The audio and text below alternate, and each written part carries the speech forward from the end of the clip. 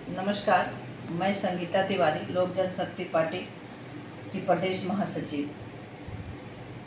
जमुई लोकसभा में तेजस्वी जी का जो सभा हुआ था, उसमें जो कार्यकर्ताओं के द्वारा अभद्र भाषाओं का प्रयोग किया गया, इससे आम जनता बहुत दुखी है। और मुझे आश्चर्य हो रहा है कि वहाँ पर खुद जमुई लोकसभा आरजेडी की प्रत्याशी अर्चना रविदास जी हैं, उन्हें इस पे संज्ञान लेना चाहिए, क्योंकि इस तरह का भाषा का जो प्रयोग किया गया है, अब खुद तेजस्वी जी उस मंच पर खड़े हैं।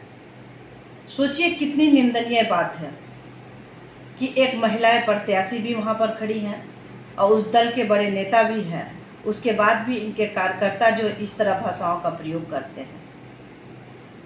माफ़ी तो बहुत कम शब्द है, माफ़ी भी नहीं होना चाहिए, क्योंकि एक माँ बहन को इस तरह से खुलेआम आप गाली नहीं दे सकते हैं।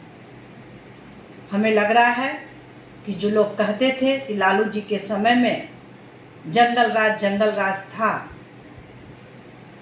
हमें लग रहा है कि फिर से वो जंगल राज वापस ना आ जाए।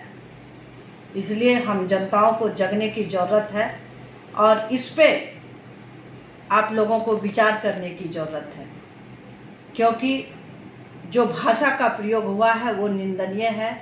एक माँ का सम्मान, एक बहन का सम्मान हम लोगों के लिए सबसे बड़ा सम्मान होता है। और ये चुनाव में आपने देखा कि पूरा चुनाव नवरात्रि का रहा।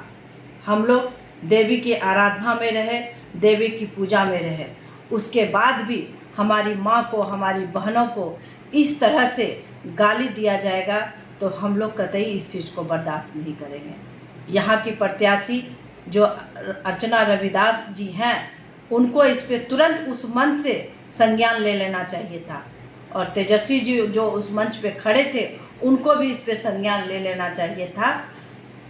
अगर वो संज्ञान ले लेते तो शायद अच्छा रहता। और अभी तक दुख इस बात का है कि अभी तक उनके तरफ से कोई भी प्रतिक्रिया नहीं आई है।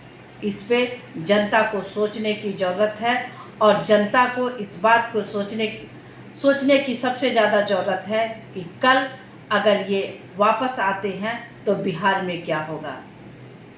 इसलिए मैं बहुत ही लोक जनशक्ति पार्टी रामविलास जी की प्रदेश महासचिव होने के नाते मैं संगीता तिवारी इस शब्द से मैं बहुत दुखी हूँ और बहुत चिंतित हूँ। पता नहीं कल क्या होने वाला है और ये लोग कल क्या शब्द का प्रयोग करें, क्योंकि हमें नहीं लग रहा है कि हम लोग सुरक्षित रह पाएंगे। धन्यवाद।